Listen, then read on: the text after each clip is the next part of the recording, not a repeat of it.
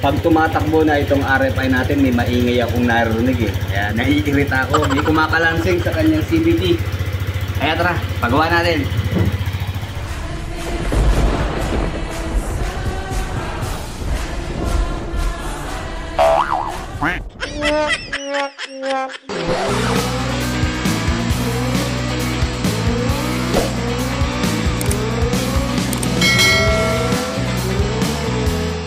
Ito, pakinggan nyo mga riders ha. Ito yung ingay na sinasabi ko. Pag-aarangkada, hindi ko maintindihan kung sa CVT ba o sa tambucho eh.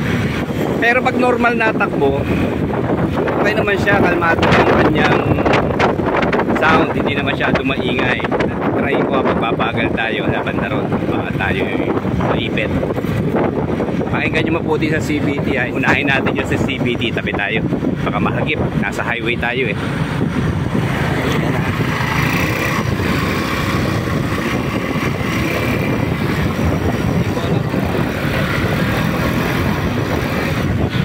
Para wala naman, di ba?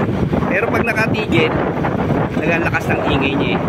Sana masolusyonan doon sa pupuntahan nating shop. At yung pupuntahan nating shop, kilala yun dito sa amin, Santa Cruz Laguna, na talagang mga gumagawa ng CVT. Okay, dito sa kabila, check naman natin yung muffler yung tambucho ha. Kasi ito, parang plano ko na rin paltan kasi may singaw. Eh, siguro sa kalawang dito sa kanyang elbow, medyo lumalim na. Kaya dapat mapaltan na nga.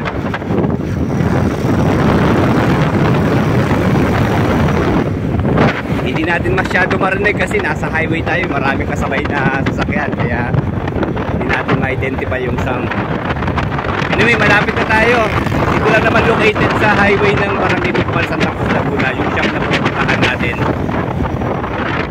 Marami tayong naka-line up na papaayos dito sa RFI natin kasi alam nyo, 5 taon natin itong nagagamit na mula nung nabili natin to 2020 ngayon 2025. Ngayon marami na nagsulputang dapat paltan. Ano rin naman sa kapabayaan din natin, puro change oil lang ang ginagawa natin, hindi pala sapat yun. Dapat talaga yung throttle body cleaning maging regular. Ayun, yun isa sa napabayaan ko. Kala change oil lang ng change oil, nalilibang sa trabaho eh. Tapos ayun, yung magneto cleaning, hindi ko pa napapagneto cleaning itong si RFI natin. And then yung fuel pump filter, dapat pala panta saka yung o-ring nya. CVT lang ang natin, malinis lang. Kaya dapat talagang regular na maintenance para ng problema. So ayan nga ho, ito susunod natin papantan na order na natin. Inaantay na natin siguro next week. Itong ating instrument natin, hindi ko na pa-repair. Sige, palitan na lang bago para maging fresh na siya ulit. And ito ngayon katatapos lang natin na pinagawa yung ating pong ignition switch. Itong ating dating keyless, yan, disusi na siya ngayon.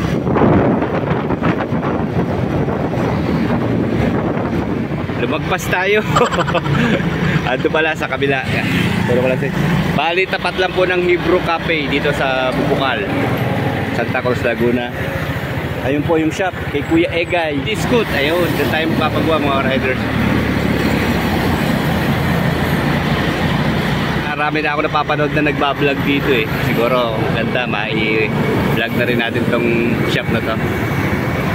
Ayan na, pag galing po kayo ng Pagsanghan, nasa right side sila. Kapag galing naman po Manila, sa kapila, andito sa left side. Nanghali na tayo eh, kasi kausap ko to sila sa Facebook, sa online. Pinagpipill up nga po ng form, hindi na tayo nakapag-fill up. Sabi ko, diretso na tayo. Kaya ito, marami nakaline na po na gagawin. Siguro, maghintay na lang tayo.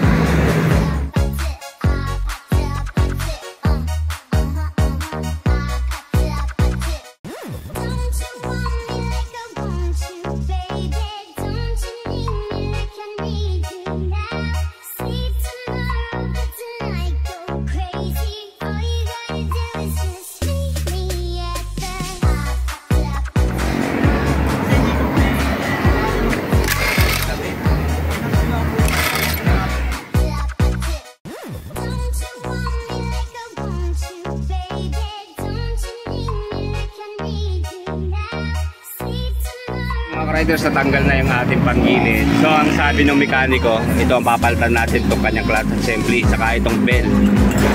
Dito nanggagaling ang ingay. Then yung dating problema ng ating preno dito sa likod, nag-i-stuck na naman siya. Siguro kailangan na rin itong linisin.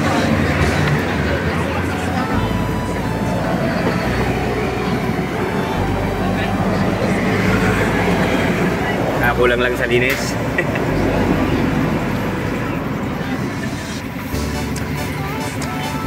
Normal naman yung torch drive motor, may napapaltan. Okay lang. Okay, sige, sige. Buti hindi papaltan yung ating torque drive at pwede pa raw. So ito lang talaga ang ating papaltan yung clutch assembly niya. So ikakabit natin sir, pang GY6 na. Papaltan natin namin dyan. Ito naman universal to na sir. Okay, ito yung pinalit natin. Pang Honda. Okay, yan ang price niya. 1,650 mga riders. Yung housing po ng ating clutch assembly, okay pa naman. So ito, bumili na lang tayo ng clutch lining na pang Honda. Makakatipid pa rin tayo mga riders. Lahat po ang mga nagawa sa Manila. May tropa daw, may tropa. May branch po tayo sa... Oo nga, sa San Juan. San Juan. Okay, sige, sige. Anong first name mo, sir? Jomel po. Si Kuya? Rainiel po. Rainiel, okay. Shoutout sa'yo, Rainiel. Siya yung dumadali ng ating CVT. Pero kapag natin late. Okay, sige, sige. Bahala ka na. Alam mo kung anong size ng clutch spring natin, sir? May idea ka kung anong size yan? 1,000 RPM po. 1,000 RPM, okay. Eh, yung ating center spring? Singin mo, papalit. Papaltan na natin. Papalta mo na rin, okay, sige. 1,000 natin, papaltan natin. Ilan to? Ilan ba itong dati? 1,000 din. 1,000 din, okay, sige. Thank you, thank you.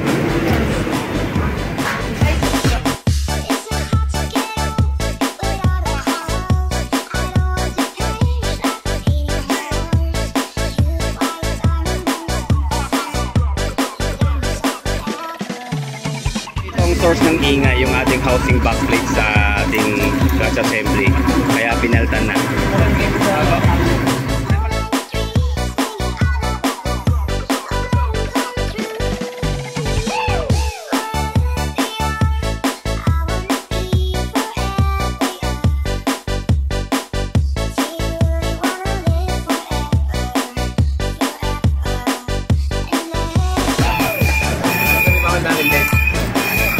Naka-groove na. Magkano yung ganito niya? 899. Basta Bomb Remix. DJ Boss Mike.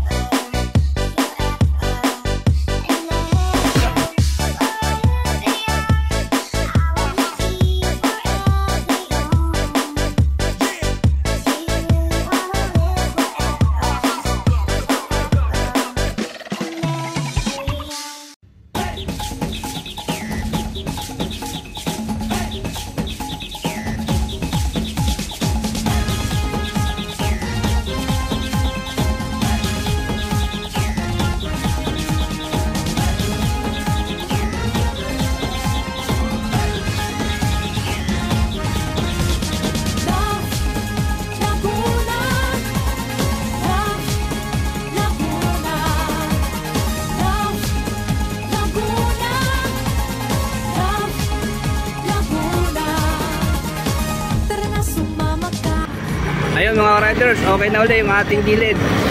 Napalitan na yung clutch lining, bell. So hindi na nga pinalitan yung torque drive at okay pa naman. Then yung sa pulley set hindi na rin ginalaw at pwede pa. So ang problema pala yung maingay nating naririnig ay dun sa tambucho niya. Okay, sige mga riders, salamat sa panonood ha. Salamat din po sa Kuya Egay Biscuit Garage. Like, comment, and subscribe sa ating channel. Salamat po.